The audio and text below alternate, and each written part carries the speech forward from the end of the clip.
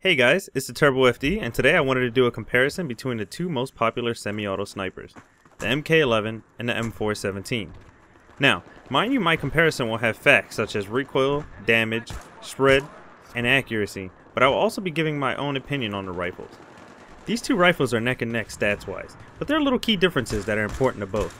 First, they both do the same exact damage of 50 with the lowest of 37.5.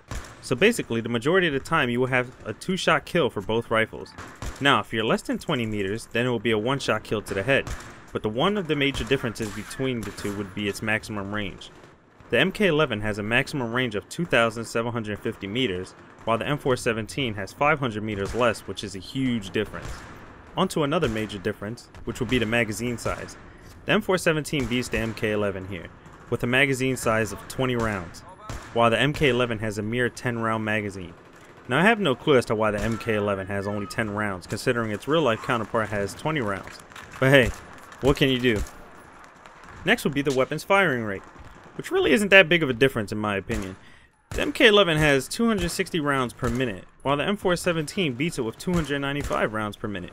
Then again, these are semi-auto snipers, so unless you're really spamming the trigger, then this won't really make a difference. Another major difference between the two would be their muzzle velocity.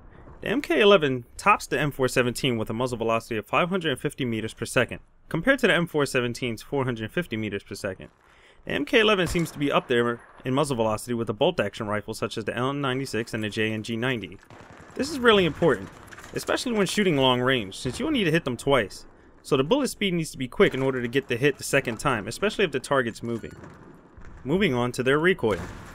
Now I use these rifles in short to medium ranges, which requires me to use the foregrip on both, but I also use the holographic sight. Now using the foregrip is what I greatly recommend to help in short to medium ranges, especially when you need to hit the target twice fast.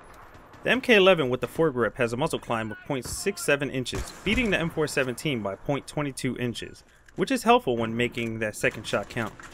Now, if you aren't using a foregrip, then the M417 will beat the MK11 with a muzzle climb of 0.978 inches, while the MK11 has 1.005 inch muzzle climb. There's something I would like to add. Suppression makes these rifles feel like you're really drunk and can't hit a target 2 feet in front of you. So if you're getting shot at and under suppression, then I suggest that you move to a different area, because the chances of you getting hit while suppressed is dramatically reduced. Now the last major difference between these two rifles will be their spreads when aiming down the sights.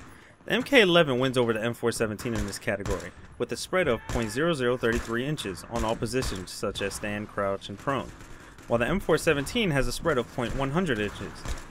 I would like to talk about hip firing with these weapons, but with a foregrip, the stats are exactly the same with a spread of 2 inches. So out of the two weapons, I would definitely choose the MK11. It felt way more smoother animation wise, and it took up way less of the screen than the M417, which is a big plus for me. Don't get me wrong though, the M417 is a great weapon, but the MK11 just seemed to be more well-rounded weapon stat wise. Now, let's recap.